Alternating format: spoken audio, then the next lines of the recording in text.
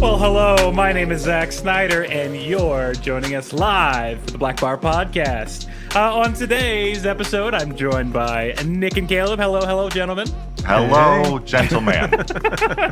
On today's episode, we're going to discuss Meta's new personality AI, Toy Story meets football, and then finally, our main topic for today is Adobe Max 2023 Showcase, which blew all of our minds just a little bit. It absolutely but first, gentlemen, how are we doing today? How's the day going? I'm exhausted, and for no good reason. Hey, me too. Cheers to that. Thankfully, it's pumpkin spice season. I got orange juice. It's orange juice season for Nick. I've almost done it already. It's Adderall season. I just took my medicine. So that's going to have to do the trick. Orange Adderall. Pumpkin spice, Adderall, and Jesus. I really want to see that like house sign, in the style we of just sell some merch. Live, laugh, love. Yeah. Pumpkin spice. And Adderall. And Jesus. Oh my god. Well, guys, thank you so much for joining us today. We're so excited to get into today's conversation. On the front end, as always, make sure if you have any comments, questions, or anything like that, send it down in the comments, and we'll keep our eyes open. Send it in the Discord. We'll engage as we can. And then, of course, if we talk about anything today and you want us to help with it, some of it, like the animating an entire football stadium in the style of Toy Story, I don't know if we can do, but we can try it. So if you ever need it, listen. We're not going to try that. We can do anything given enough time. So okay. Nick said it, so he's a few years. On the project. Yeah. Given enough time, we can do anything. Sure. That's such a positive outlook, Nick. Blackbar, given enough time, we can do anything. Pumpkin spice, Adderall, Jesus. Not in that order. It's a different order. But yeah. I can't wait till someone sends us some sort of wood carved, wood etched something or another that just is like a sign. I mean, shout out to John Mark Clark, who's got one of that laser. He has one of those lasers that laser engraver. Yeah. So I mean, if you want, you can send that to one of us.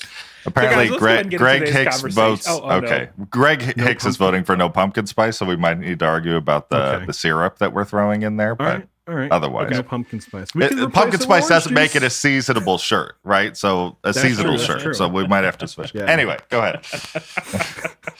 So what I was gonna say is, let's get into our first topic. We're already kicking off strong today.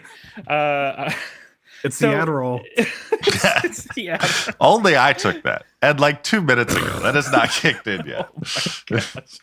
Nick, why don't you take us into what is first to talk about today? Let's get started. Oh my god. So, Zach, unfortunately, you weren't here last week. We really missed you. I know. I was listening, and I was like, I would have said this, and I would have said that.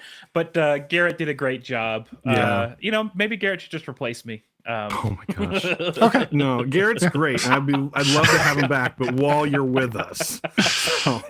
But what did happen is we did talk about the Meta event, and we went so long talking about VR and other things, we actually didn't touch on something.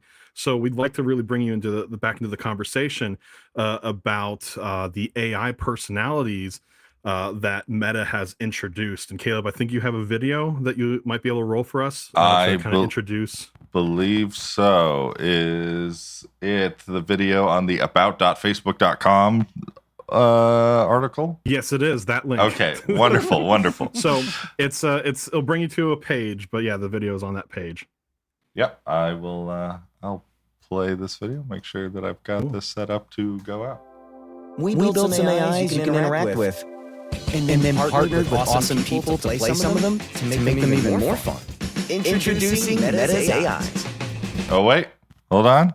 I wasn't showing it. Now we're showing it. Cool. All right. We built some AIs you can interact with. And then partnered with awesome people to play some of them to make them even more fun. Introducing Meta's AIs. With Tom Brady as Brew. Ready to throw you his deep knowledge of sports. Seriously? How could you not know that? Naomi Osaka as Tamika. Proven it's cool to geek out. Time for a selfie. Chris Paul is Perry. He's preaching the gospel of golf. Drop for show. Putt for dope. Paris Hilton is Amber. She's taking a stylish bite out of crime. Not to brag, but I am a forensics expert. Mr. Beast is Zach. This dude's funny. Like funny. I'm not saying I know everything. Israel Adesanya as Louise. He'll make sure you never tap out. The more you know, the better you can move on the mat. Kendall Jenner as Billy. She'll always have your back. I'll keep it real, but above all, I'll keep it on the DL. Roy Choi is Max. Roy Choi. Next that delivery order. You're cooking in tonight. Chef, what's on the menu today? Charlie DeMille. They've got a lot of these different things. I don't know if we did. Well, we do have to watch the Snoop Dogg one. We have to watch the Snoop Dogg one. Snoop Dogg is Dungeon Master. Slay the games you love. Your quest begins now, player. Okay, now we can stop. Now we can I would stop. love to have Snoop Dogg as a DM. That would be amazing. Oh yeah. That does sound like a good time. So think of this as like GPT, right? But Right. the difference is it's very specialized, and you have an avatar with it. So, and for a lot of these, specific avatars related to different celebrities. Yes. And So, they're also not the only ones doing this sort of thing. I know a handful of other companies that are working on some stuff. After Party is one that's doing similar, like, we're going to take your personality and we're going to shove it into like a text AI that you could talk back and forth with or everything. I mean, I would be very nervous to have an AI programmed that's off of like everything I've ever said on the internet. And then people can, because I've broken AI before and made it say ridiculous things and broken the rules, but now it'll have my face on it. And I don't know about that. So I'm curious. yeah. The ad doesn't super describe it. So this is content that's generated around an AI chat model, and then it's just personified with the kind of experience and social presence of the personality that's overlaid on it. Like, is that how that works? Yeah. So it's Interesting. mostly chat-based stuff, but there's actually I've heard this. I forget, someone in this conversation brought this up, but I believe each one of these avatars has their own social media account as well. Yes. Oh, really? So I pulled that up. I pulled that Yeah. up. So this is Billy, which I believe you'll have to forgive me. I'm not as well versed on the Jenners and the Kardashians since Kim and Kanye broke up. So I believe this is Kylie Jenner's AI. I believe this is Kylie Jenner.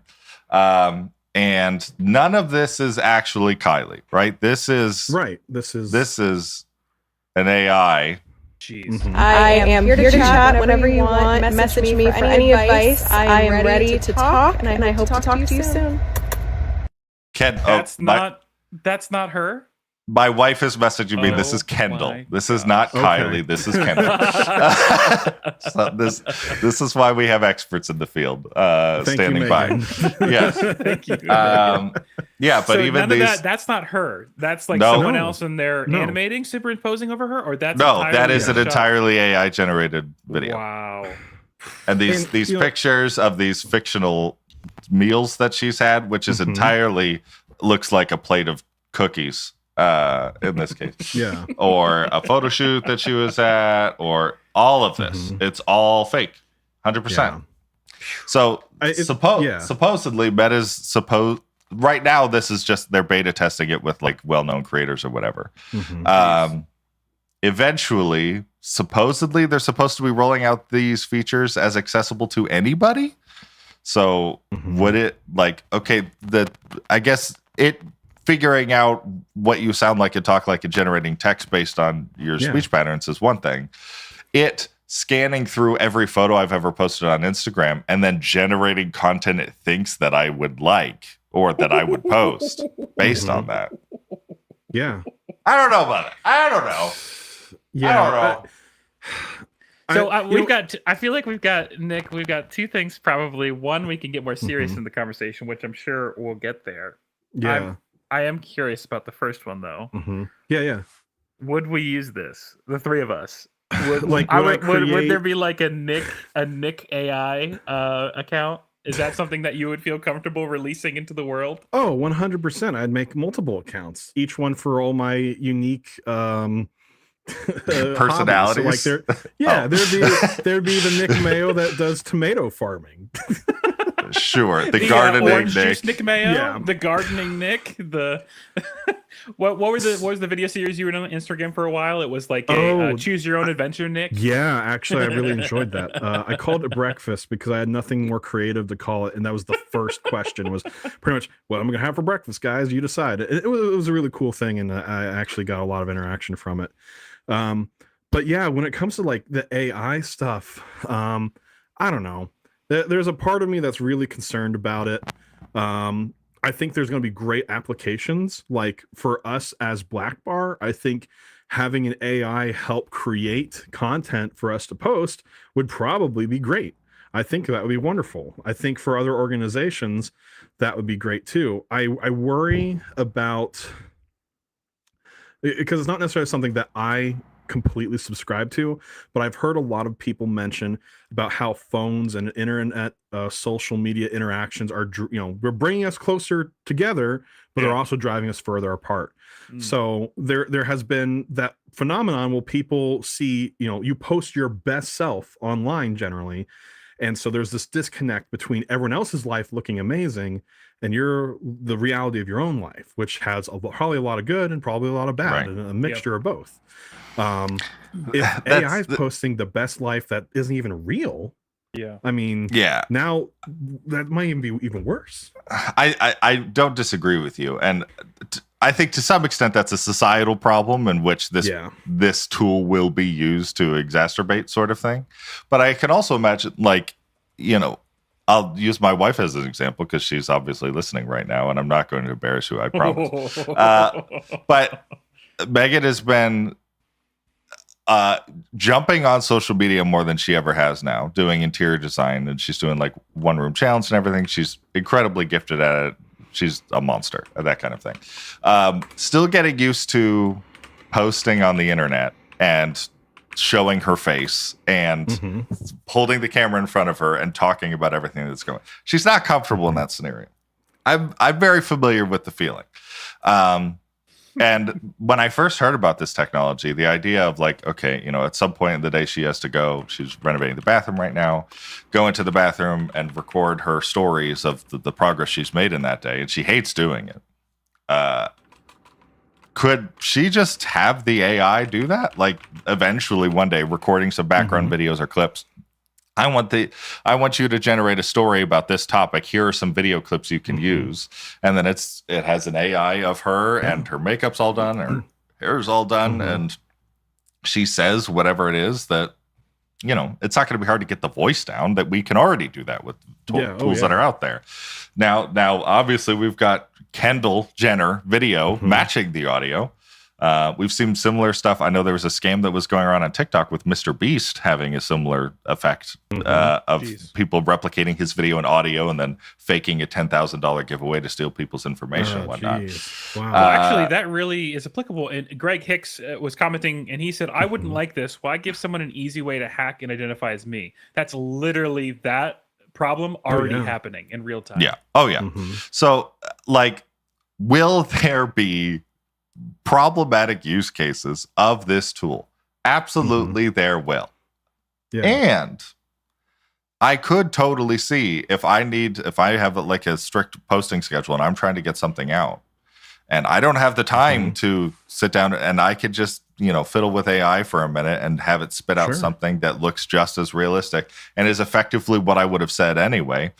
I think the important thing for us to remember is like, AI is not going to be posting any of this without your consent. You are going to be the filter of your own AI content, right? So if the AI makes something that you wouldn't post or wouldn't say, then don't post it. And then nothing is the problem, right? That being said, all of the problems, Nick, you said about people further and further projecting the life they want everybody to think they have instead of the life they actually have, that will continue. I don't know if this tech is to blame for that as much as culture is. For sure. I have two directions I want to take this. I want to make it really practical for the church. But before that, I want to like throw out there, like, let's just use Blackbar as an example because we are Blackbar and whatever. We can mess with ourselves. How would we feel about, so we have Nick, Caleb, and Zach, and we're looking for like, what if we create an AI personality for our Blackbar page? So like Sure. Jeff, our social media manager, is a totally AI generated guy that is creating content that Nick is then like overseeing. Like, is that weird? Is that immoral? Is that like distrustful? Or like if we were upfront about it and we were like, we had a social media personality and presence based around an AI that's generating content we're requesting, but that we don't have time to sit down in a camera and make, is that bad? Is that good? Sure. Is it even moral? I don't know. I don't know if I have any. First? Yeah, I don't know if I have any moral qualms on it, other than the fact that it's named Jeff and that's my dad's name, and that's weird. But other than that, Blackbar Bob sounds better. Blackbar Bob, sure. How about that? Yeah, Sure. Robert. Yep. Robert, the Blackbar bot. But functionally speaking, I mean, it's getting out content that we would have probably, had we had the time, generated ourselves. Again, we will be the masters of our own page and review everything before it's posted. The one thing that we'd have to be careful with, and with any of AI generated stuff, is AI likes to hallucinate from time to time. I have seen it attribute quotes to people that it entirely made up, right? So it's specifically like, if it's, hey, make content about, new tech and media in the church world and how that could be applicable, whatever. It could make up cameras that Black Magic hasn't invented, right? So we're gonna have to that's something you just have to stay on it. As for the morality of it, I don't see necessarily a problem with it, as long as it's still like functional and helpful and practical to the community. As long as we're not lying about the fact that Bob actually exists. Bob is our AI friend. I don't know. I feel like I'm a little bit with Greg and Nick's like negatives on this one. I personally don't think I would ever use something like this. However, as an organization that is straightforward about it, that's leveraging it as a tool as it's meant to be, then I don't have necessarily any problem with it. I kind of am curious now about Robert, the Blackbar Instagram bot. Like that could be a fun experimentation. But personally, I don't know. And then just to like take it into the practical church world, my caution, and I was just having a conversation with someone about this in the social media channel on our Discord. He was asking about whether or not to moderate in Facebook groups as your own name or as an organization's name. I think if you were to be interacting, or you were to create a moderation bot for a church community that is fully AI, I feel like we start to run into the same issues that we did with the Text Jesus AI that we talked a while back about. Or we're going to run into issues with being inauthentic in a space where people are absolutely looking for authenticity. Right. So not that church can't use, I don't know, like this execution of it, I'm a little hesitant to say a church should use it, because I would vote the person needs to be getting that personal interaction in a digital space. I don't know. I have a hard time with that. I think something that we've mentioned a lot is that there needs to be transparency with posting with AI, right? And so I do feel like there's room that if you're being transparent, that the person you're interacting with, this church personality, is a robot. I think there's value to that. And it's also worth noting to say something. Well, I have a couple things, but it's also worth noting that for the AI generated creators that are on Instagram or whatever already, anything that is AI generated does have a watermark in the corner now, which is good. Anybody with 30 seconds of Photoshop experience can pull that out, especially with some of the new Adobe features that we'll be talking about later today. But I think the worst case scenario that I can think of for a church using this type of tech is that the pastor decides he doesn't want to do any talking head videos anymore and just use AI to do it. And now you have a not your pastor talking to your congregation that looks kind of like your pastor, but chances are people will be able to tell. If especially you're already a church at some size where the average person isn't going to have the chance to have regular interaction with you. The concerns of the lack of authenticity just scales really fast in that environment. And then putting literal fake versions of you on the screen as opposed to, you actually being the one there, that will just be a nightmare. I would never ever recommend I feel in like that we're getting kind to of like scenario. a really uncanny valley, a Yeah. Black Mirror type of like situation. Like imagine like I don't know, imagine a church goes all in on this, sets the standard that they have no qualms about doing this. They become an AI generated digital only church. And then when people are seeking their help with something, then Right. they're only interacting with AI bots. And I don't Sure. know. I know that's like an extreme situation, but I'm just like envisioning this Black Mirror episode Right. where like the Yeah. church, there's a church that's totally AI, Right. but they're Right. still helping people. And like, not that I think Garrett made a good point last week, like something along the lines of can God work through AI, you know, or can the Holy Spirit work through AI?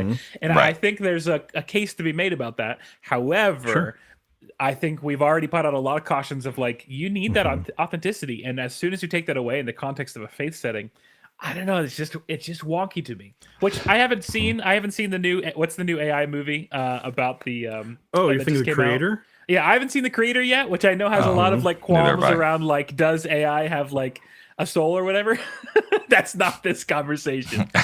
But Let's have that that- conversation I don't sometime. know. That sounds like fun. yeah, that we sounds should like definitely fun. have that conversation sometimes. But for We'll now, have it in one of our channels on the Discord. So. does AI have a soul? But yes, that I don't know. I'm just really cautious about it. I think it's cool. I think I'd interact with it. I'd play around with it a little bit. I don't think I'd use it for myself. I don't think I'd specifically recommend churches use it from a front-facing, people interactive perspective. That's my thought. Can I present Uh-oh. just I just want to see if this changes it for either of you.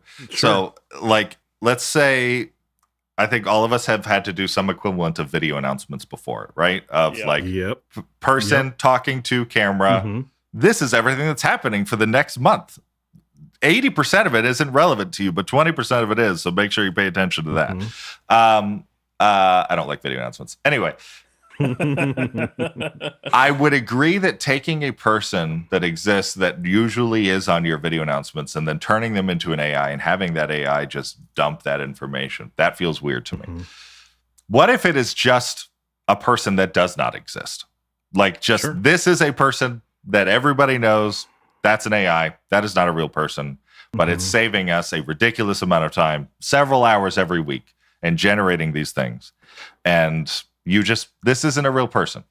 Does that Zach, make I you can't- feel any different about this scenario? Zach, you're either yawning behind that hand or you have some really strong opinions. I don't know if that was supposed to sell me more or because that solidified like my I just got the ick. I just got the ick about Okay. the situation right now. Yeah, I don't Sure. love that.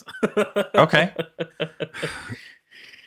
Yeah, I think when it comes to that, Caleb, like I think there's a lot of value in a persona, right? Like Sure. that's even something that we teach as marketers, right? You think of your target demographic and you try to find, who is the person that you're trying to bring your product to, right?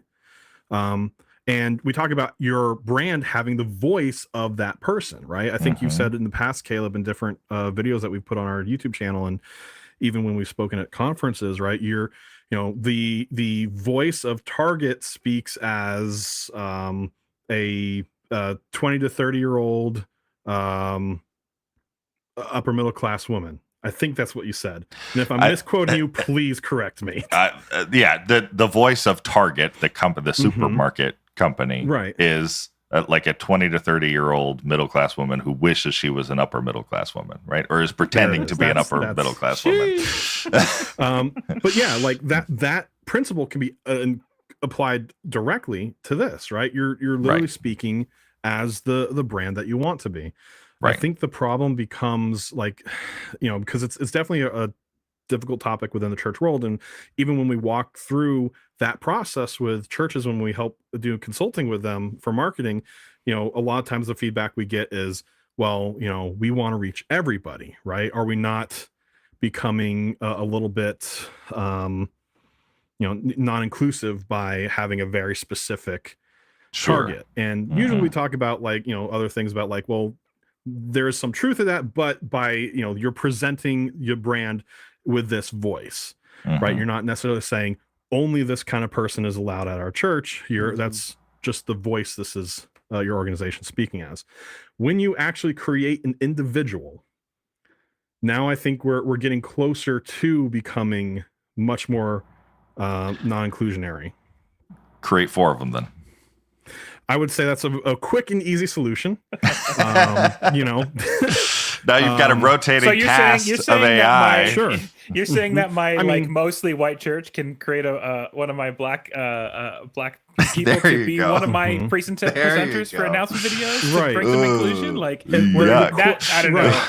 Then The you're question just saying like becomes- here's a demographic that we don't have, but here Right. have an AI version of it because Right. we can't make it happen in real life. Do you feel one way or the other any different if I hired an actor that doesn't go to my church to do these videos? Or do you feel like morally they're in the same category?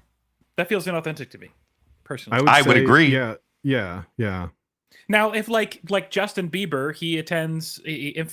I'm not infamously. I don't know why. That was Famously? my first word. Famously, He famously yeah, I guess attends depends on the who- infamous he New York famously- City Hillsong Yeah. Church. Famously attends the infamous. He has Yeah, he their has been reasons. seen at the New York City church, and he has performed with Judah Smith's church in Seattle and California. Mhm. Would it feel inauthentic to see Justin Bieber in an announcement video at one of those churches? At least he has the foundation of He's being been in there. attendance to Right. some extent. Yeah.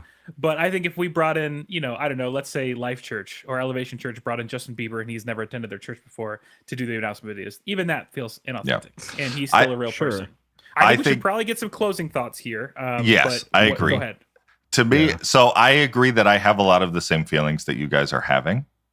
The one thing to me that, like, I think if you do this for the most part, it gives it a pass in my book, is transparency on whether or not the thing that you're looking at is an AI or not. If you put the little watermark in the corner and say, this is Bob, the Grand Rapids first AI video announcer or whatever, Yeah. Bob's just our default AI name. Bob's now. just, It's I didn't Grand like Rapids Jeff. Greg. Grand Rapids Greg, and he's just going to deliver the Okay. news, right? Then to me personally, I would think, oh, like that's kind of cool or that's weird or whatever, but I wouldn't Yeah. think much of it. And again, yes, is there a cost of perhaps a bit of an inauthenticity or what? Absolutely, there is. Mhm. But also, that's now 5 hours you don't need to spend editing, shooting video with a person who's not going to get the script right until the sixth take Mhm. anyway, and you're going to have to edit it all down and everything. Like, I don't know.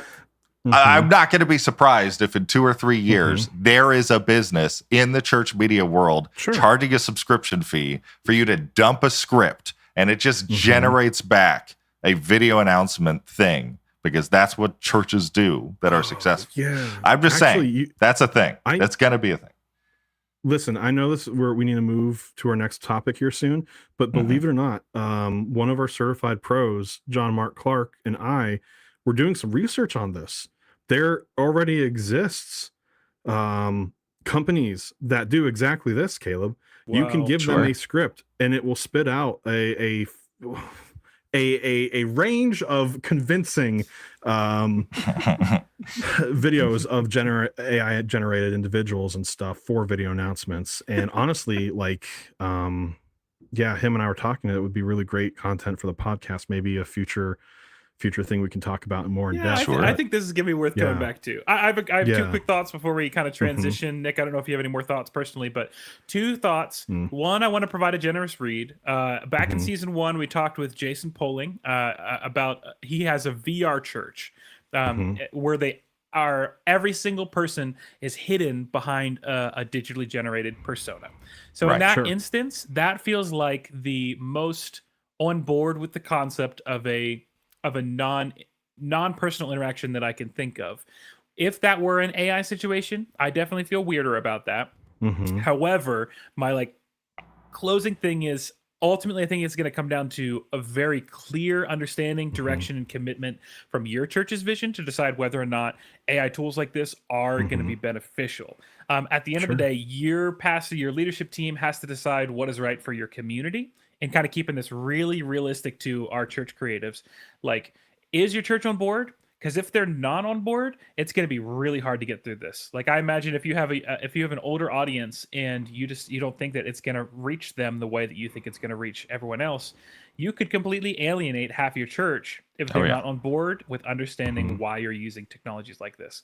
So that would be my biggest kind of closing thought. If your church is on board with it to try it, great. You can be one of the pioneers. You can try it out. You can make it happen. Let us know how it goes. You can put Blackbar and a little asterisk at the bottom for giving you the idea. But if you don't get your leadership only on if it's board, good. then Only if it's only good. if it's But yeah, if you don't get your leadership on board, then I don't see how something like this is going to be not only possible but also like sustainable in the long term. So right. Yeah. Yep. Nick, do you have any other thoughts or anything before we transition?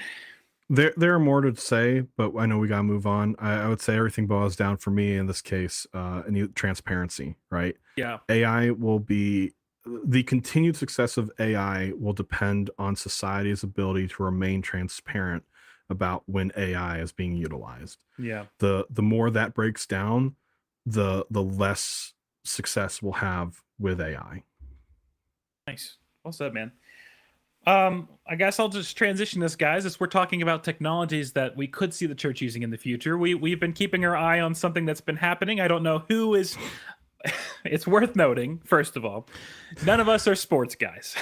Whenever we had Tina on from Creatives Are Essential a while back, she was extremely disappointed in us. That being said, we've been keeping our eye on something that's been happening in which ESPN partnered with Disney, the Walt Disney Company, as well as the NFL to do a Toy Story Funday Football event, which was the first of its kind presentation featuring beloved characters from Pixar Animation Studios, the Toy Story series, recorded in the England's Wembley Stadium. A live broadcast was made possible by ESPN, ESPN's Edge Innovation Center, Walt Disney, NFL, Pixar, Next Gen Stats, Beyond Sports, and Silver Spoon. So a lot of technology that kind of coincided to make something like this happen.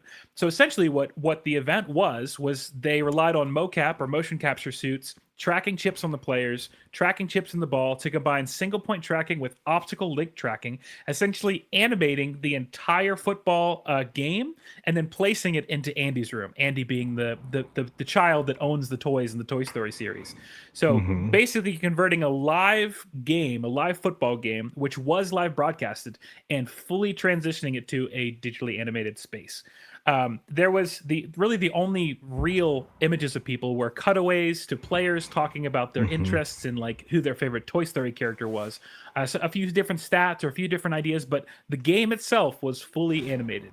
The team behind the event shared an objective to like alternative broadcasts like this are a great way for audience expansion with reaching a more casual fan. Big City Greens, not the show, but an NFL hockey presentation that took a little bit more of a simplified yet similar technology was a huge inspiration for this. So they continue to be relative and to continue to expand our audience, we need to find new ways in. So their thought was, why not make this extremely accessible for largely for a child or a kid-based audience to keep their attention for the entire length of a 2 to 3 hour game. So there was tons of stuff in this, all kind of animated characters. They upfront set expectations. They had Zurg. Zurg appeared and he was kind of looming over the field. He's kind of a bad guy of Buzz Lightyear. The pizza, they had like Pizza Planet ads. They talked about like everyone's favorite pizzas. They had Duke Kaboom, which is a character played by Keanu Reeves. He's like this action sports character who did a halftime show where he did this big trick over the field. So they just kind of went all in on the bit to make this as accessible for kids as possible. I've got some thoughts about that, but first, I don't know if you guys have any thoughts. I know I was the main one to watch this, but yeah, it's fun.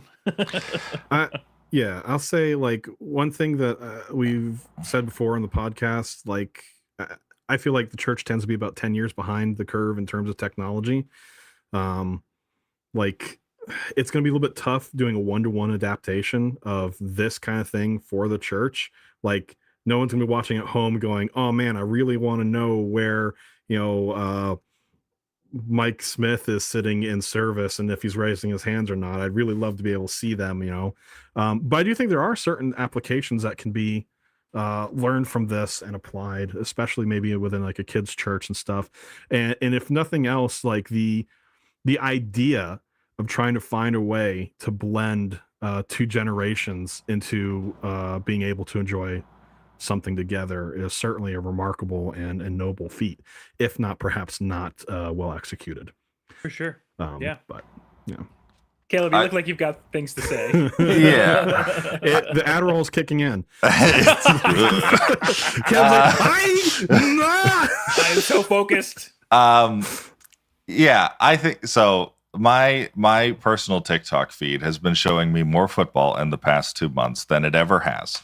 And that's because of two reasons. Because of this Toy Story thing, and because Taylor Swift started dating Travis Kelce. Yes. And that's Yep. I don't know. I didn't actively seek out that content, but for some reason, probably my wife, it has sought out me. And when I first saw the clip about the Toy Story thing, I thought it was a video game, right? Like a weird Toy Story themed football, Madden experience sort of thing, which I thought was a cool idea. When I realized it was live video, and seeing, clips of dads watching their kids watch football with them for the first time. It's me in the feels. Yeah, it's a cool experience. How long the gimmick will last, I don't know, right? Compared to a kid's TV show or something, I don't know if it's going to hold their attention. Regardless of the fact, though, thinking about the technology itself and applications in a ministry sense, I think it's worth starting from this point, which is, I don't believe there is a church in existence right now that has the budget to be. We're talking about Disney, Justin Bieber's right? church. We're not. I don't want to talk about Hillsong anymore today. The amount of money, not only in the computing and to develop the software to actually make it happen, but every one of those players was wearing trackers. This is not like it was just watching it and AI. It was they were all basically wearing minimized VR suits. Yeah, there was a giant mocap stage at that point. There was a mocap stage, right? The three main people, the two guys overseeing the event, and then the on the field personality, they were wearing full mocap suits. Now, of course, it was animated in the post, so you didn't see what they were wearing. But I imagine live, it looked a little interesting to see them just sitting there talking about sports and mocap. So So functionally speaking, we are not going to see this in ministry for a long time because it's so absurdly expensive.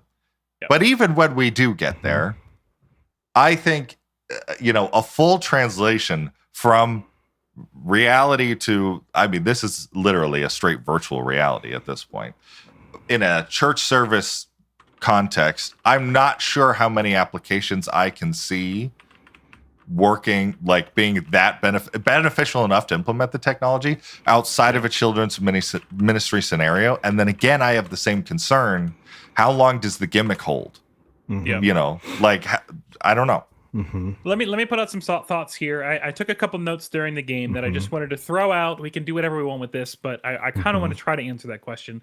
As I said before, what I appreciated about this coverage, I didn't watch the full game. You can essentially go back to Disney Plus and rewatch it if you'd like. I just watched kind of the highlights throughout in the halftime show.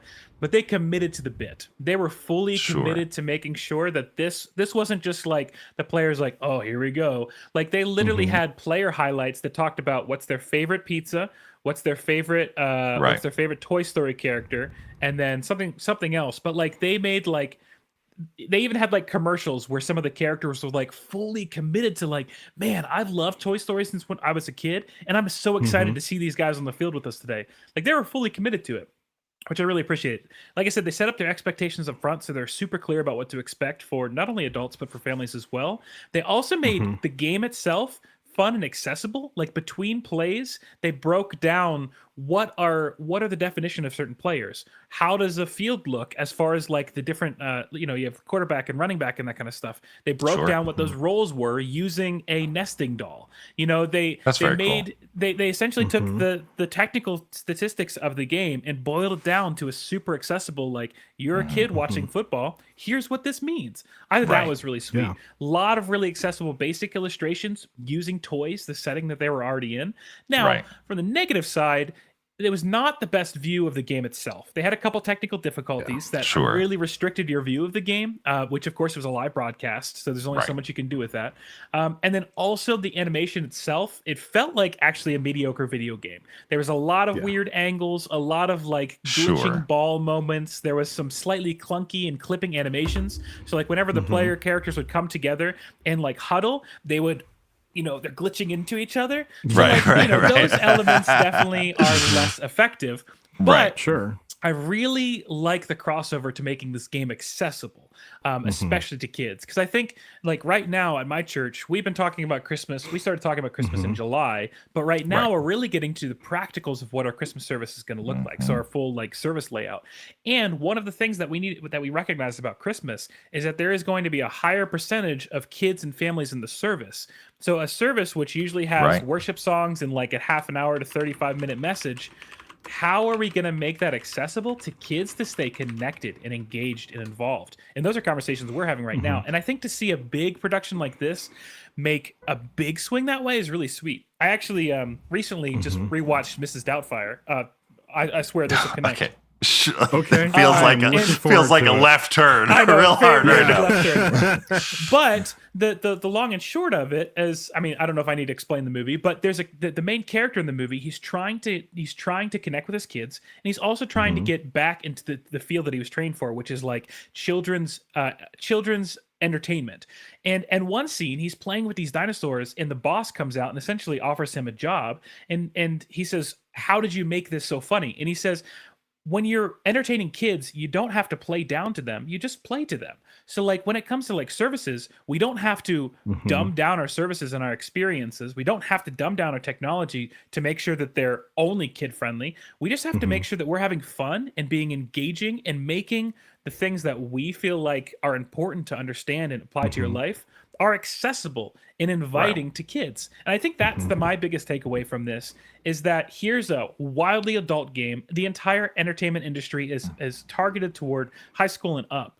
But to make it super accessible for kids in a way that they actually want to sit down and watch, I mean, a 2.5 hour game, which you ask any parent, their kid's barely going to sit down and watch a half an hour thing, much less anything else like that. So that's kind of like my big takeaway of like, are we learning from technology like this, leveraging technology to make sure that kids can engage with church and faith in a way that isn't inauthentic, but that's just more relatable. So I think so a couple things you said combined with a couple things Greg said in the chat regarding VBS, Vacation Bible School. I don't know if every denomination has something like that. It's like a kids camp for Jesus. And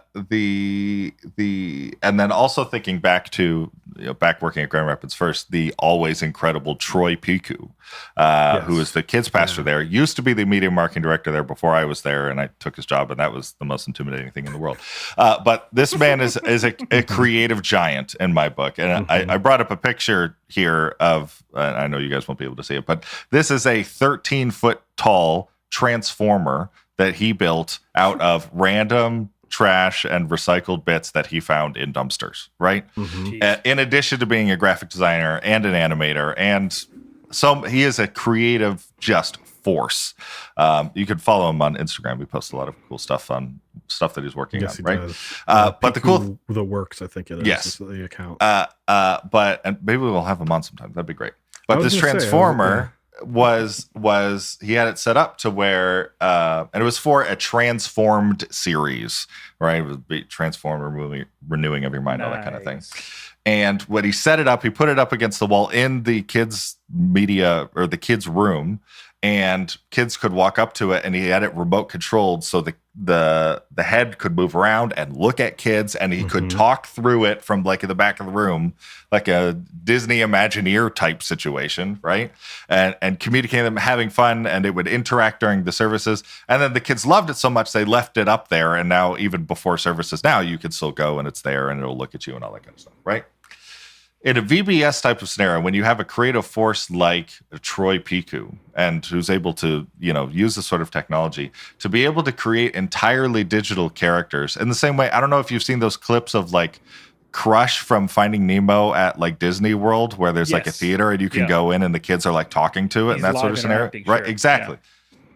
This kind of technology, and even some of the new stuff that's coming out with Adobe Character Animator, which we might talk about later, being able to do live augmented reality, live virtual reality characters that augment your voice and make you look like whatever character you want. For, once you're past the initial investment, $0, like there's no costume you need to buy. There's no set you need to, build and set up. It's all entirely digital. Once you get past that initial hurdle of figuring out how the system works, it legitimately could be an endless sea of opportunities for using augmented virtual reality to communicate with the kids, and something that's going to hold their attention, and something that you can change dynamically very cheaply. And it's really like the limit is only your imagination and the time you're willing to put in to learn the tools. Because like there are some very powerful tools already that already can do some of this stuff. I think kids, pastors in general, could get a lot of value out of. Yeah. So to try and like summarize what you're saying is pulling down from this multi-million-dollar digital investment that churches absolutely probably will not have the capacity to do maybe ever. Pulling it down to a really practical level, like there are technologies that are being generated that if you spend the time to invest and to learn into them, those could be leveraged in a small church capacity in the context of like video services or maybe an LED wall or something like that pair really well with customization to your church. That's kind of what you're saying the crossover between those two very, very varied topics could be. Yeah, I think so. And I can't necessarily, I'm working on I've got a couple projects coming on that I can't talk about right now. But all I will say is that Unreal Engine in general is terrifying. Is it Unreal? I'm not going to give you the satisfaction of saying that. What it is able to do live 60 frames per second at resolutions that could totally fill a large LED wall. With no rendering times, photorealistic lighting, video, and everything. The idea of being able to simulate biblical environments, even cartoon environments where you tell biblical stories, like that absolutely will be able to bring the Bible to life to children in a way that we never had as a kid, right? And I think the barrier to entry on that kind of technology is dropping so fast that like it is really only on us to figure out how to use it properly. That is the last barrier. And I mean, whoever figures out how to do it and package it and sell it is going to be a millionaire, as far as I'm concerned. I mean, you could take a VR headset right now and utilize that as a mocap suit, right? Go into a VR space, create an avatar, and if you have a custom character for an avatar, now you can tell a story with these avatars and basically make a cartoon, for your kids' church. And all you need is time and actors and maybe some editing. So. And then, hey, if you have an AI technology, then your AI can do all the work for you. There you go. So guys, we don't often talk about like kids' church or kids' technologies here on the pod. I just want to take it like one level strip back. Let's say we know that there are plenty of ministry folks who have multiple hats and multiple roles in one 40-hour work week. So let's say they don't have the time to learn this technology yet. But what are some of the things that they can start to take away from the idea of making information accessible to kids that you guys think could be like, if we're talking tiers here, we're looking at the Toy Story meets football, we're looking at the Unreal Engine and other technologies that are becoming more accessible. Let's just look at the baseline of how can we make church more accessible for kids based around this idea. I'm just curious if you guys have any thoughts on that one.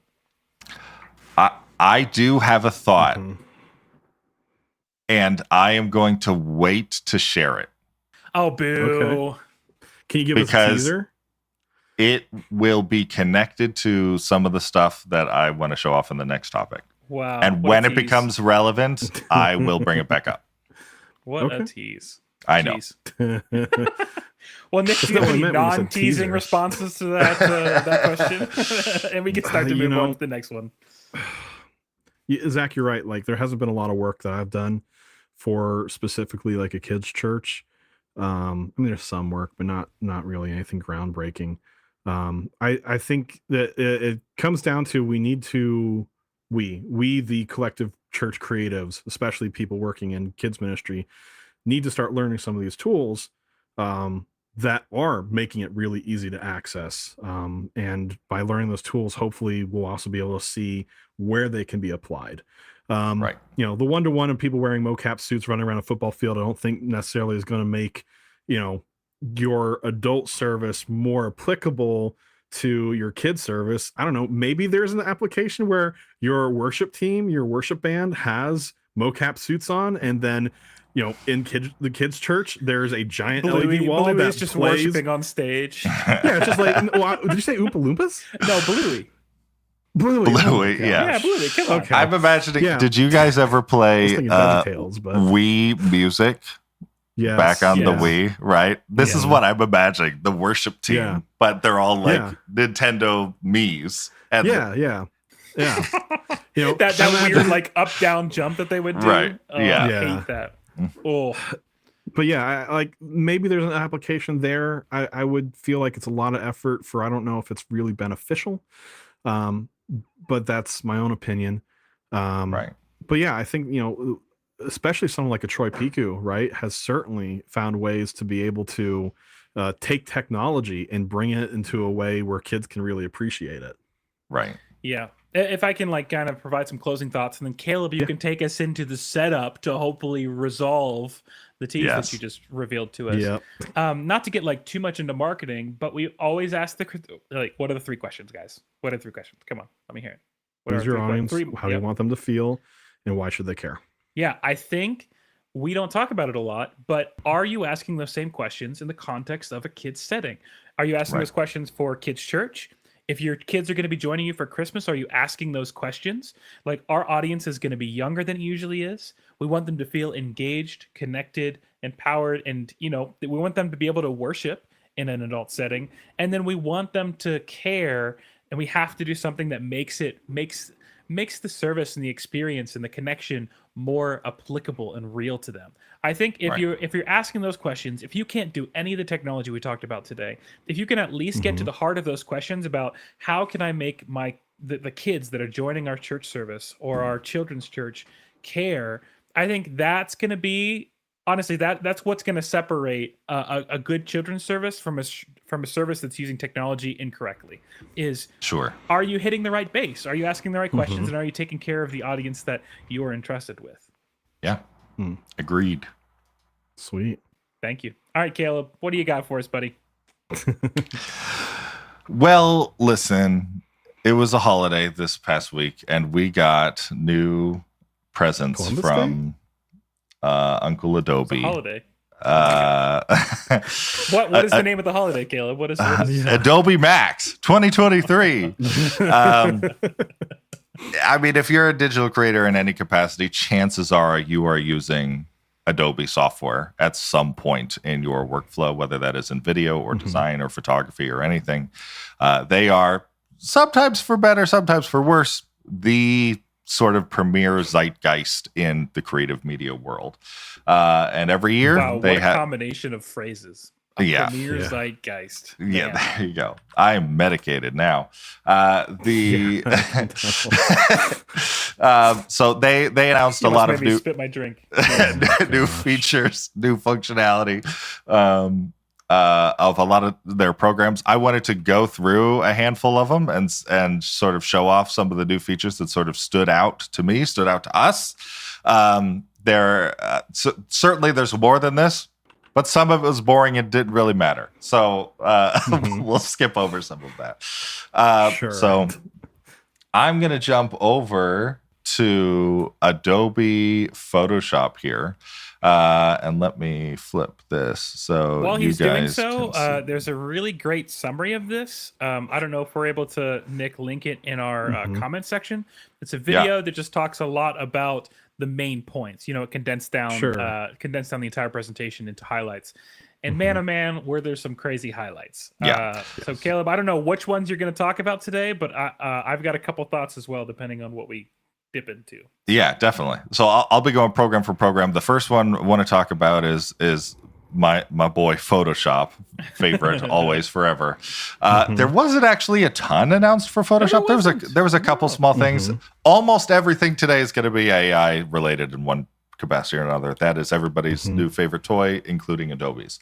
If I can say, I think that some of the tools that I feel like Photoshop was the baseline that has Right. opened up the tools for these other Yes. things. So it's like Yes. tools Sure. that are already similar in Photoshop. So Yeah. And you might hear us using the term Adobe Firefly a lot today. or Zeitgeist. Or Zeitgeist. Firefly is Adobe's AI model. That's what they call it. That's their equivalent to ChatGPT or Midjourney or anything else. So there's now Firefly integration into a lot of their other programs.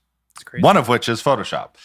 So today, for example, Zach sent me this wonderful little video of no.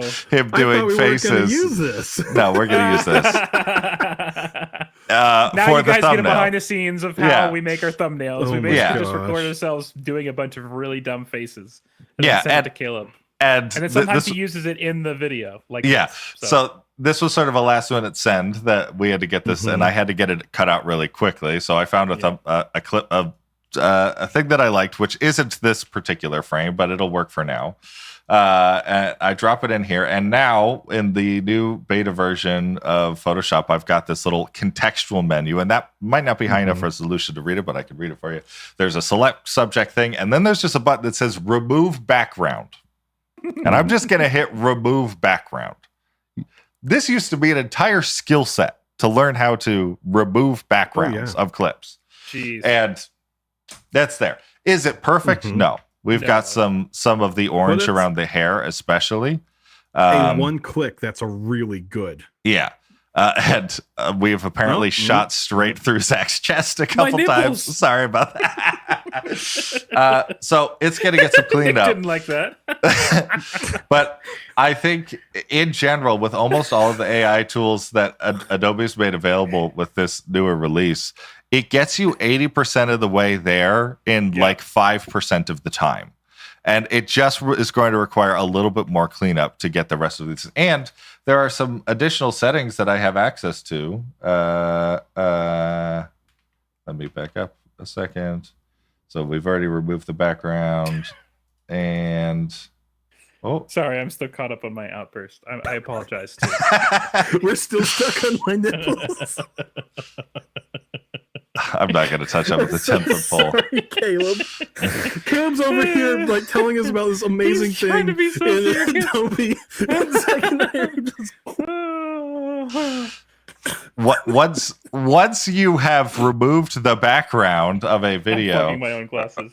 or a clip, there are some additional settings that you can play with. There they are. There they Caleb, are. I guess to contribute to this conversation, is that creating a mask for us to work with? Is Yes, that it what is. is It is creating a mask. Oh, Which that's is, cool. I mean, like So that's super great. oh wow, Yeah, look at you that. you could Yeah. adjust the feather, you can adjust the density, you could do that. You could then bring it into the select and mask window where you would then do some of the cleanup work, which Which is helped crazy. in Yeah. some case there and broke your head in a couple other places there. But It's okay. again, just to be able to click one click there, remove the background, that's a bit ridiculous.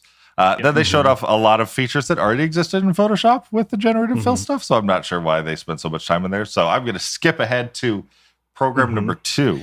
For those that haven't used the tools, there are some really, really nice, clean applications of how Generative you fill. can use the generative fill in a greater way. Yep. Yeah, it's worth Yep. watching if you haven't yeah. used the tool much. So It's Yeah. amazing. I'm going Did to we skip actually cover around. that on a previous podcast? we actually did. Yeah, I you can think go back so. and listen to episode Yeah. 1 or 2. Yeah. Yeah. I'm going to skip around a lot just because there's a ton of these new sure. updates, and we don't have time to go over them all. The next program, my second favorite child, is Adobe What do you mean your Illustrator. third? Yes, of course. Your of course. child is your first. Of course. Yes, Yes. my actual Yes. child. She comes first. Then Photoshop, then Illustrator, then probably World of Warcraft. Illustrator got a lot of new, very cool features. All of them almost AI related. One thing, so this image right here that I have is just an image. This is not vector. These are pixels and Clearly, going on here. I can see it's rasterized. Yeah, I grabbed it straight off of Dribble. This is just a random, piece of work done by Ala Dadan, and I'm probably butchering that name, but it's a rasterized image. One thing that Illustrator now has built in is something that graphic designers, we've had solutions for this in the past, but they required us going online, which is font identification. And there is a website. There has been a website for a very long time. And I'm going to speak very slowly so you understand what I'm saying. It's called whatthefont.com. And you can take a screenshot of a font and it will analyze it and try to figure out what that font is. So Illustrator now has a system like that built in called Retype, where it looks at an image. This can also be paths that have like curves. It can be vector, but in this case, it's a raster image because I think it's interesting here. And it starts trying to identify whatever font is being used in here. And it hasn't been perfect in my experience so far. Interesting. But it has been pretty good. So right now it seems to be processing. There we go. So it's come up with a list of fonts based on what it thinks it is. All right. So I'm going to click on this first one. Okay. I think that alone is a crazy tool. That is very cool. Yes. Now I'm going to click apply. Stay with us as we generate desirable results. You're going to see this is not the exact font. I believe we're looking at Helvetica here. And unfortunately, Adobe doesn't have rights to Helvetica in its Adobe font library. So no, it doesn't. I've clicked apply here and I'm going to hit exit. And now I can just, where's my text tool? Sorry, this is the beta version of the software and it feels like it. I can just edit this text. Jeez. Isn't that something? That's crazy. There's something you might have also noticed for the eagle-eyed among you is that it filled in the background of where that text was on this raster image, right? And then I could just change this to say whatever it is that I want it to say, you know? So the ability to work with like rastered down, flattened images, identify fonts, and then immediately be able to change whatever the text says, that was a process before. Oh, yeah. This is incredible, this technology. Okay. Caleb, I don't know if you're going to go here with that, but I'll give you a real world example. So when you worked at Grand Rapids First, you made a lot of content for us. And after you had left, there were a lot of flyers and things for repeating events that we couldn't find the original PSD file. The working files, yeah. And so we eventually had to like either make something completely from new, or we had to do some real hard work to remove or cover up old text.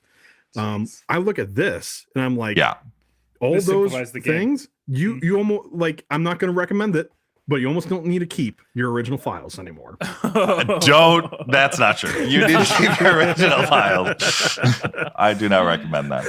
So Retype is incredible. I'm going to be using that all the time to identify fonts. The one big limitation is we'll only identify fonts within the Adobe font library. The Adobe font library is big and there's a lot of good fonts in there. But there's a lot of very well-known fonts that are not in that library, Helvetica included. It does provide multiple alternatives, though, which I really like. Yes. The fact that here's a couple potential similarities, and I think that's already a great starting point to work with. So. Right. So, second feature in Illustrator, I think this is one that I'm probably most excited about in Illustrator specifically, is text to vector. So in Photoshop, we've had generative fill, which allows me to type in text and then generate images based on that text. Text to vector allows me to do the same thing, but in Illustrator with vector graphics. So, gentlemen, can you give me something to generate? Give me an idea. I was going to say, I want to see a turtle riding a scooter. But that wouldn't work. No, that's not going to work. What was yours, Nick? Zachary. a turtle riding a scooter, a motorized scooter. I want him to have like a helmet and knee pads and stuff like that. So I have to agree to the guidelines, and we are generating. I've noticed a couple times Zach, when your suggestion wouldn't work. Yeah, when Adobe is processing, occasionally we lose a couple frames on the stream. I apologize for that. The stream seems to be holding otherwise. So we'll So continue. Caleb, this tool, it's only in beta and it's accessible in what menu can you find this tool at? So you have to download the Adobe version or the beta version of Illustrator. And then it's in the when I opened up Illustrator for the first time, there was a big pop-up up here that said, "Would you like to use the new generative fill thing?" And I said, "Yes." Gotcha. Mhm. So we've generated our first turtle here. I'm seeing a half decent turtle. Yeah. There we go. Hey! There it is. That's more what I'm thinking of. But I want. He does have an what is extra happening with his appendage. legs? Yeah. Oh no, I think that's a tail. We're gonna say that's a tail. that We're is gonna move not on. a tail. This was not. is a Christian Minecraft server. So we've also lost some limbs on this one, so maybe he just donated it to the other one. But these are pretty impressive little designs in and of themselves. That took less than 2 minutes. Yeah. Oh, yeah. Not even. And are these vector? These are completely vector. So if I wanted to come in here and start editing these lines or whatever, that would not be hard to do. That's huge. And then that is amazing. That's That's ridiculous. amazing. yeah, so there is an additional piece of functionality here. I'm just going to grab an image here. This is another image I'm pulling off of Dribble. Dribble's awesome, right? Oh, I love this. This is by a company called Hurca, Hurca. Mm-hmm.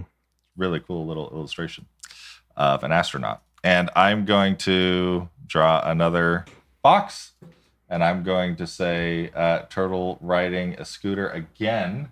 But this time I am going to take a style picker, and I'm going to say, I want you to use this as like an aesthetic base for the image that you generate. And now I'm going to generate it again.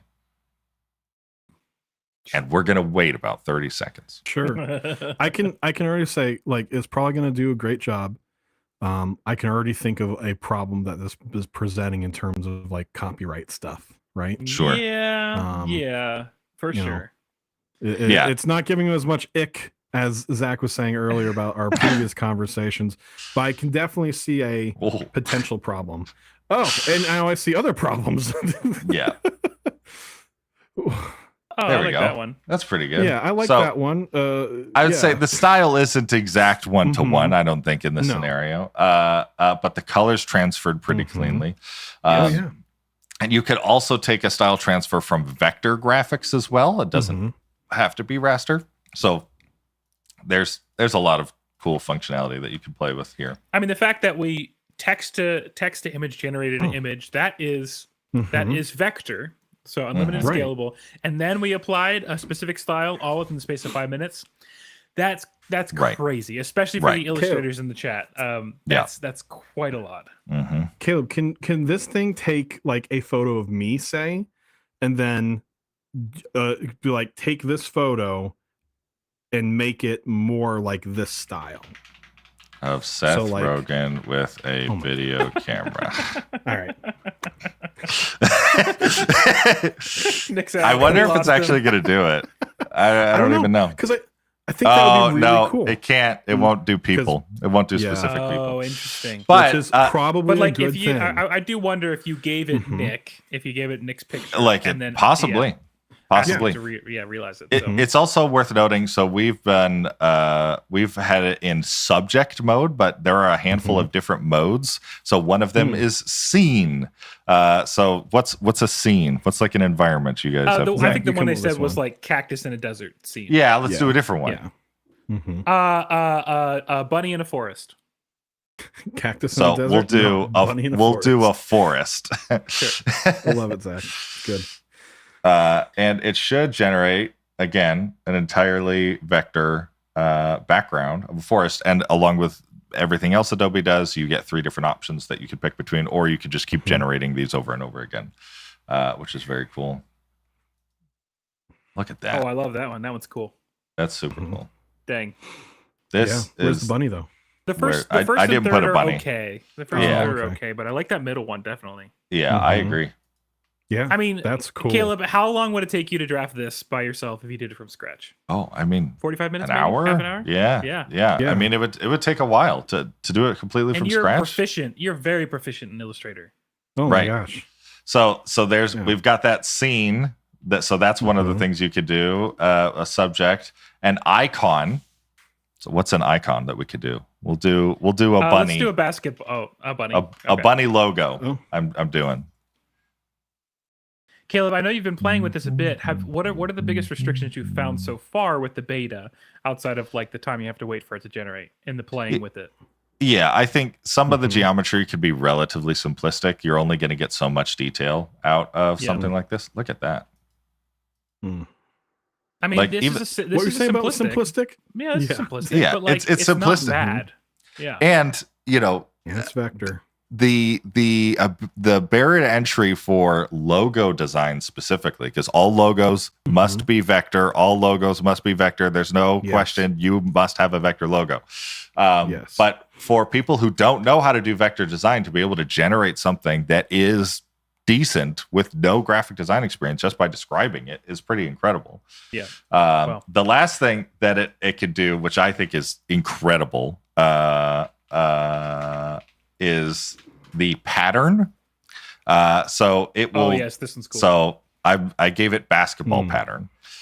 So it's got icon, subject, scene, and pattern, and this will generate a seamless, looping, repeating background, a pattern of whatever it is that you want, and you can edit it, and it will sort of modify the extensions of it as far out as it goes, or whatever. Taking a minute. So Caleb, what would be a use case, a practical use case of a interesting. pattern? We accidentally put it in the bunny. I accidentally had the bunny selected, so it's using that. All right. So I mean, it's got. Hey, that's not awful. No, you know? That could be actually really Sports cool bunny, for some you know? designer. Yeah. Yeah. And look, Let's move this is just Let's move on. repeating. It can continue forever, and if you make crazy. edits into this file, which I don't know how to do right now, it will change the effect of it out into the future. So This graphic is a design. vector created. These are pattern all that you vector. can just Yep. unlimitedly replicate, and you can specifically edit. You could zoom in So- as far as you want. Yeah. It's- Caleb, any other it's for nuts. Illustrator? I know we're running a little short on time, so Pattern No. Generator is the other one, which is awesome. There is one that I did notice. It was called the Brand Library. I know this has kind of been a feature that's been around for a while, but if Yep. you take everything that we made today, the logo, the background, the scene, the replicated style, you can turn that into a brand package that then anyone with that account can then reference, or anyone Yes. connected to the platform can reference. So Yes. everything is like, if Caleb, I don't know if this works this way, but if you generated the background and sent it to me and I don't have Adobe, the beta for Illustrator, I think I can still edit that from what I gathered from the I presentation. believe so. I believe so. Yeah, which is crazy. So that was cool, worth mentioning in Illustrator. It's amazing. So, Yeah. yeah. So I'm looking forward to this. So moving on to Premiere, it has a couple of features I'm going to focus on. I think what is the coolest one. We've already had in the past the text-based editing tool Yeah. here. Yep. So this is right now. I have this clip of Nick that he recorded just before the call here. I'll do this so people should be able to hear. Am I frozen? I'm unfrozen. Okay, I was frozen for a second. Recording in 3, 2, 1. We're recording. Oh, my computer is starting to suffer. I'm going to start closing things that don't need to be open. Man, it's almost like whenever you try to edit video, right? Not just you, Caleb, but Right. like last time we did this. We can't edit video on screen. Yes.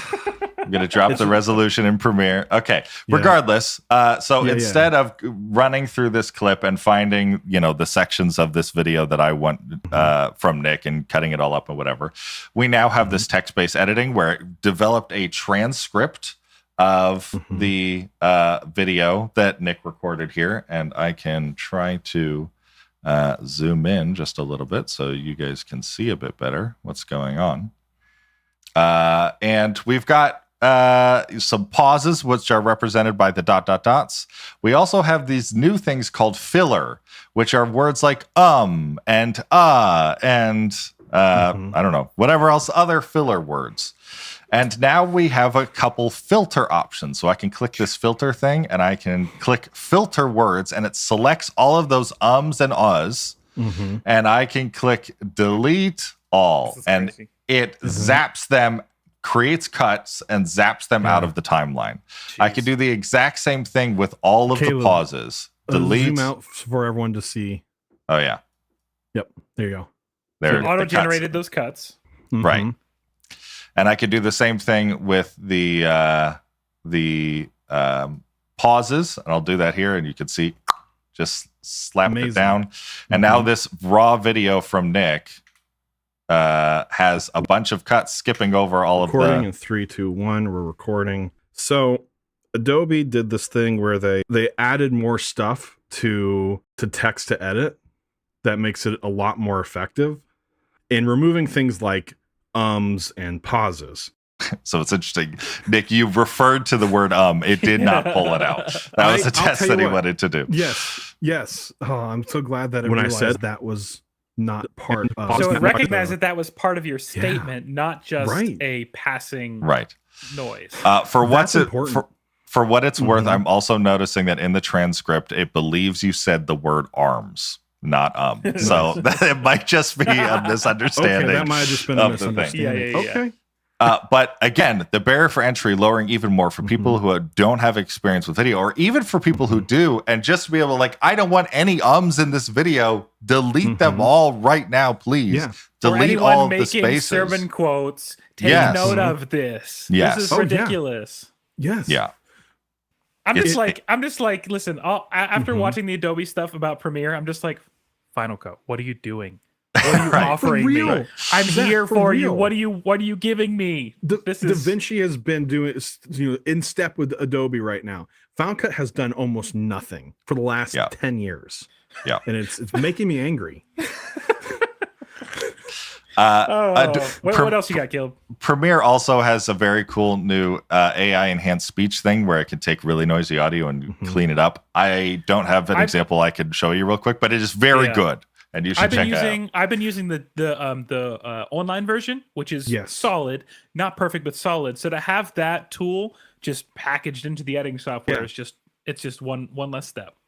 Yeah, Zach, it's pretty much the same thing. So you're referencing Adobe.podcast /enhance, I think it is. Yeah, the audio enhancer. So they did an update recently, and that same update is within Premiere. You can actually have a slider now where you can pick how much of the original audio you want to remain in the exported version. That's crazy. Oh my gosh, it's incredible, because I remember one time I was editing a sermon-based social video, and I used the audio, and I was like, oh, this is amazing. But we ended up not using the enhanced audio because you lost the fact that it was someone's microphone in a very large room, and it sounded like they're on a podcast speaking really close to their microphone, right? And so having this control is going to make it just so much more usable for people. And Caleb, I don't know if you're moving on beyond Premiere real quick. I am. But if I can just for a second, I'm incredibly excited with text-based editing. This is like a small thing, right? We're moving ums and ands, but the future of text-based editing is going to be so helpful for talking head videos. And the more that we add to this technology, the greater it's going to be. I can't wait until they give us the option to be able to change what you say.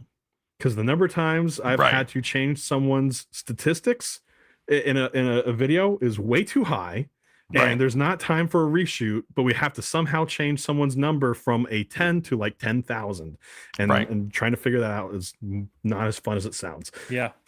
All right. I'm going to keep moving because we got a lot of stuff to talk about. Adobe Express. If you've never heard of this program, that's okay. I hadn't until relatively recently. It's Adobe's answer to Canva. It is their free online photo and kind of it's free. It is totally free. Wow. No credit card required. You could just start using it. It does mostly raster art. You can do a little bit of vector art. It's realistically, if you have Photoshop or Illustrator, you do not need Express. But for people who trying to get into the Adobe ecosystem, trying to do some graphics work and you don't have a budget for it, this is a great software to use. Express has a couple of really cool new features that I think are worth talking about. The first one, I don't have an example to show, but the automatic resizing tool makes me extremely jealous as a as a someone who's had to do this quite a bit manually in Photoshop and Illustrator. Let's say you've generated a square like the one they have on the screen here. You need to get it to a vertical format. You need to get it to a horizontal format. You got to get your Instagram story version, whatever, blah, blah, blah.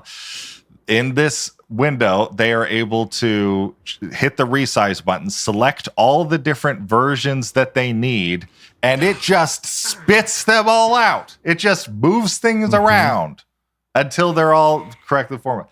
Like, that's a line item in invoices I send, is all of the different versions, That was right? absolutely crazy. And that was like, what, 3 seconds to generate all of those? That it makes me angry. Especially because the source one was like what, square, like 1080 by 1080 or something like that. It just expanded the image left, right, up and down, all around like that. Oh my gosh! Right. Talk about streamline.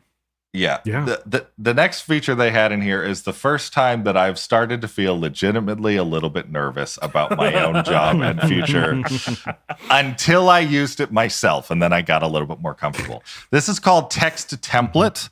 This is going to take a text-based prompt using generative AI, just like everything else, but generate a graphic design layout for something, whatever you want.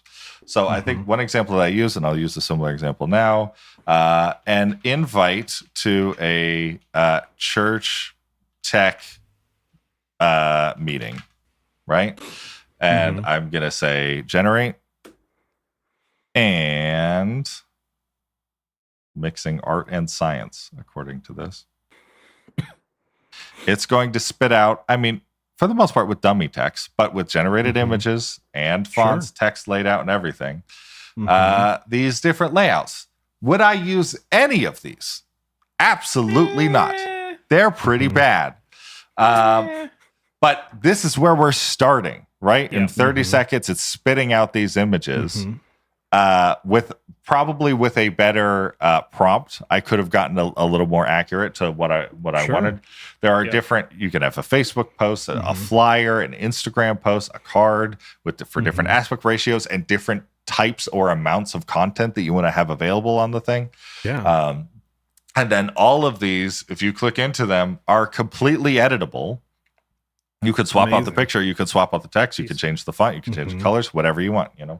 It is when this feature becomes available in Illustrator. I mean, even if it's just for idea generation, even if it's like, okay, I don't like this, but the idea of having these four like corners and like pieces, as if it's like a recording camera bit, like if it's just generating those ideas, like, oh, I could use that idea and then I make it myself and make it look like not like trash.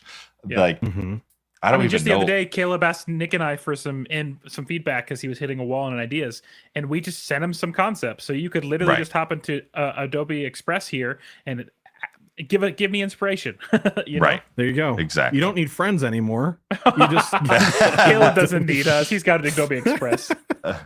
And then another cool feature of Adobe Express, this isn't new, but they added some extra functionality, is sharing to social media. You can connect Facebook, Instagram, X, Pinterest. This one's a pretty big TikTok, deal, especially blah, blah, because blah, it's a free platform. Like this replaces something like this could, if you do it right, this could replace something like Hootsuite that you will need to pay excessively for. Right. You know? So you can schedule these posts, you can add your caption, and then you can see, I don't have it all set up and everything, but you'll be able to see a full post calendar moving ahead and make adjustments and even some minor analytics and whatnot. It is pretty incredible what they've built into this free software. I don't imagine it will stay free forever, but for now, it is incredibly cool. One thing that you missed, Caleb, or didn't touch on, but the animation from earlier, the Bobo on the beach one, within Adobe Express, you can animate it. You can animate it. I mean, you're talking like any of the sizes that we rescaled. You can literally take pre-programmed animation functions within the software and then just do like professional looking looped animations, and they can loop infinitely. You don't even have to open up an animation software. You can do it for, and the fact that it's free right now. Wow.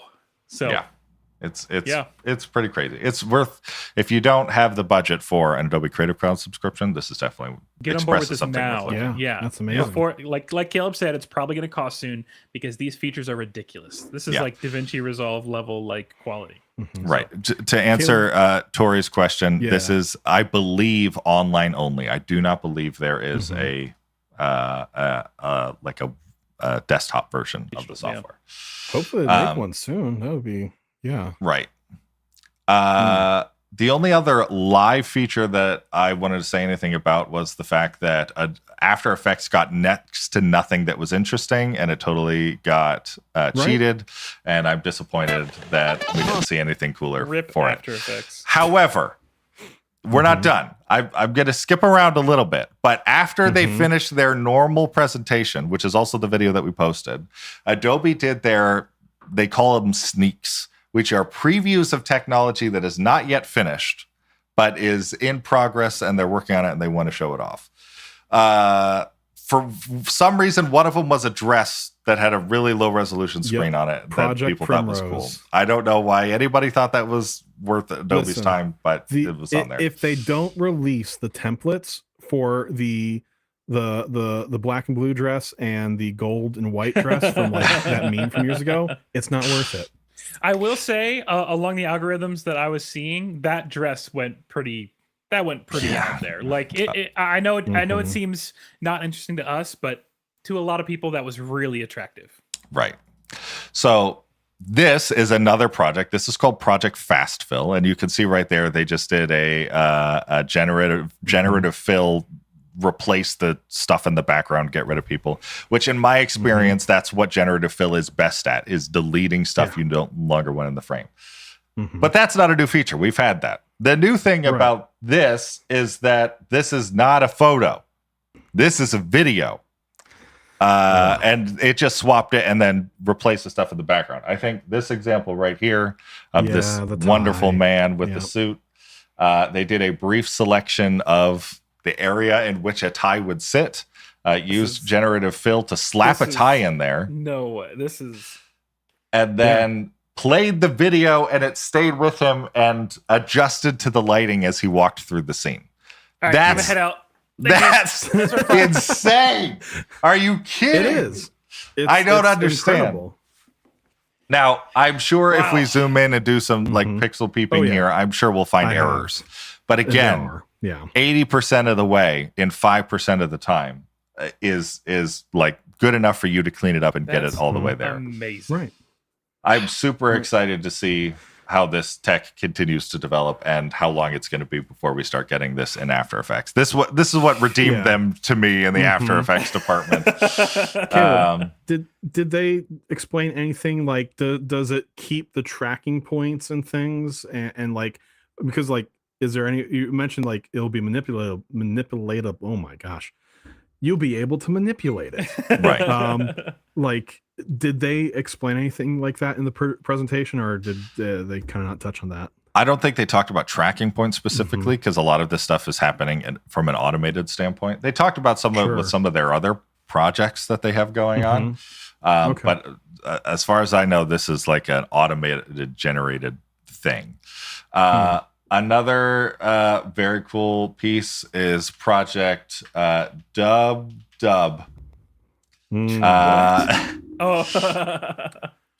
Which is technology that allows you to dump audio or dump a video into this thing, and it will analyze what you're saying, and it will analyze your voice, and then it will redub that, both the audio and the video, to make it sound like you are speaking any language you would want.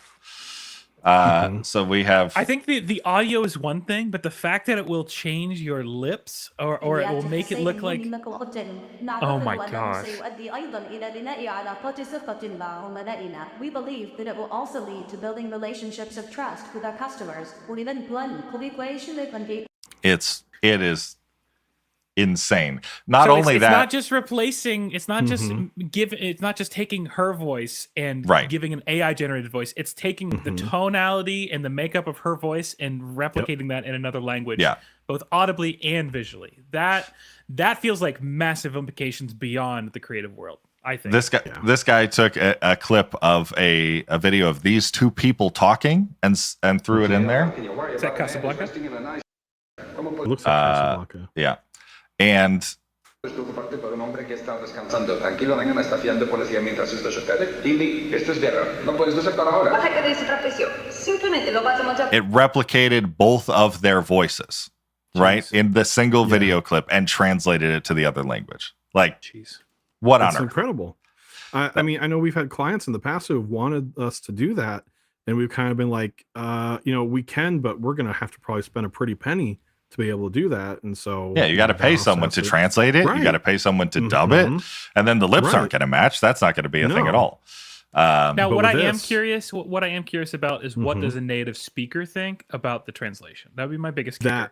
Sure. For example, Spanish. There's so many dialects of Spanish. gosh. Like someone from Mexico and someone from Spain will have different like use cases for the things that they said, especially something like usted. So like having those differences, I'm curious what dialect it expresses, or if it just expresses multiple dialects in an incorrect way. It is worth noting, I believe the original video that they recorded here was in Chinese. يؤدي أيضا إلى بناء علاقات ثقة مع عملائنا. We believe that it will also lead to building relationships of trust with our customers. I only speak English, but that sounded like English to me. Like, that didn't sound fake to me. So, I don't know. Yeah, I think, something that might be problematic, and I imagine Adobe's probably working on this. Like, there are different types of Spanish that are still Spanish, right? Sure. You're But, right. like, You're right. culturally mean different things. I remember talking to a guy on a missions trip who was, I think he was from Colombia, and he was talking to somebody in Spain, and he used a term for a small dog because he was trying to hit on this girl and he wanted to express that she was cute, right?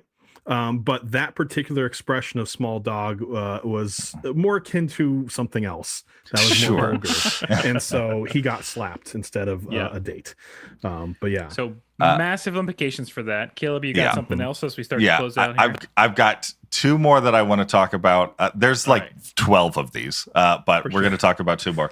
This one is called Project See-Through.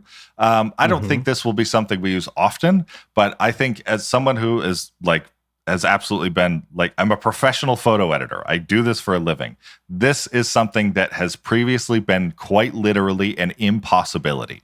And now it is something that's possible. Whenever you have taken a photo of something and you have shot through a pane of glass and you see the reflection of the glass in the photo. Don't do this to me, Caleb. I haven't seen this. Don't do this to me. It's going to do. Remove reflections. Bada boom. Bada bing. Get out of here. And it's just gone. No way. It's not perfect, but wow. Yeah. And so this one, I mean, this would rough. I would tell a client this is an unrecoverable photo. Yep. He just ticked on a setting there. I don't know if you saw that. Save reflection. So he commits the change and it goes through and the reflection's completely gone. No way. Yeah. But he is then able to pull out just the reflection. And there are some errors. There are some problems in here. We've got these weird little things happening here. But you can isolate only what the reflection is. And this last example might be the craziest one I've seen. Like, there's nothing left over here. This is only the sort of reflection of what's happening outside. And I believe it's using some generative AI to make this work.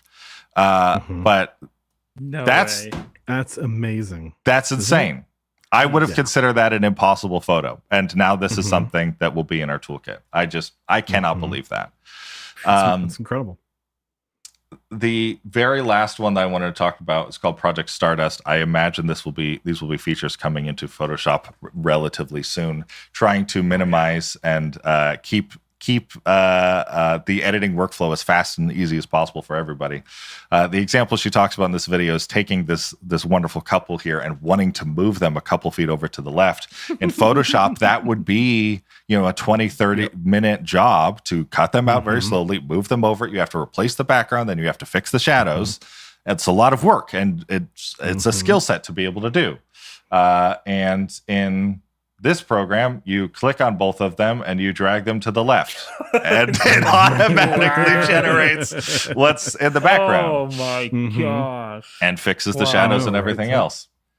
There was a project that we did back at Valley Forge where we had to extrude things. Yeah. So we do a parallax effect. I've been working on a project a lot recently that I've had to do a ton of that I can talk about next week that I cannot talk about this week. That I've had to do a ton of that, and having something like this would have saved me literally probably an entire day's work with the amount I've had to do it. But also in addition to that, she could use the same tool to decide like, okay, she doesn't want this person over here in the background, if I remember correctly. So she goes over, clicks, and then clicks the delete button. Boop. Just gone. Boop. Just vanish. Yeah. And also there's a thing to be able to, right here, there's a button called remove distractions. It highlights all the people that aren't the subject of your photo. Wow. And deletes them all in one go. Oh my gosh. And that's great. This also has Adobe's generative fill function stuff, the Firefly stuff in here. So you can also generate new content in the images, like this fluffy dog that they drop in. I think this right here might be the craziest thing of anything that I saw today, just in how fast they were able to execute it. The brief example that they're using, this will be the last thing I talk about, is this person likes this photo of himself and he wants to use it as a headshot, but obviously there's a few other problems in the photo that make that not realistic. And in a normal use case, if you were to try to drag this lady off to the left, you would end up with something like this, right? But with this new functionality set up, once they flip over to the new setting, and they go to drag the lady over, it just fills in. Just fills it in. And like what Jim I can said, see some Jim errors said, already. Delete NPCs. Just delete all the NPCs from the frame. Amazing. So look how long it takes them to do this. Then they've got this all set up. Yeah. Once these people stop clapping. She selects those three people she doesn't want the frame. She clicks delete, nudges them over to the right, bam, headshot. Yeah. There's a whole subreddit dedicated to like this whole process. Oh my god. Yeah. And now it's something you can do with like 10 clicks. Yeah. Or less. There are so many cool features that Adobe announced throughout this. And if you're interested in like media production at all, you should go through and watch it because some of it is mind-blowing. We weren't able to talk about all of it. That's crazy. But it is just going to make everything faster. It's going to make everything easier. AI is scary, but in so many ways, it is the future of creativity and execution in our fields. And I cannot wait to play with some of these tools that are in programs right now and still coming later. So as we're closing, I think it's worth saying we've talked plenty about the scariness of AI.